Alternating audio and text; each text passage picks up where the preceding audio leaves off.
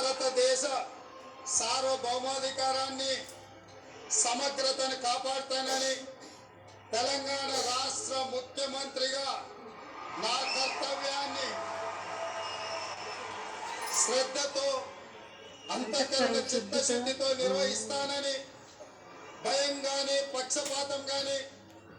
రాగద్వేషాలు గాని లేకుండా రాజ్యాంగాన్ని శాసనాలను అనుసరించి ప్రజలందరికీ న్యాయం చేకూరుస్తానని దైవ సాక్షిగా ప్రమాణం చేస్తున్నాను అని నేను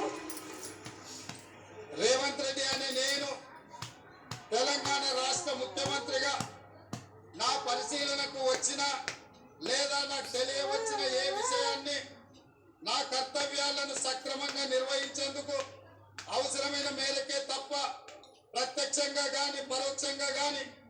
ఏ వ్యక్తికి లేదా వ్యక్తులకు తెలియపరచనని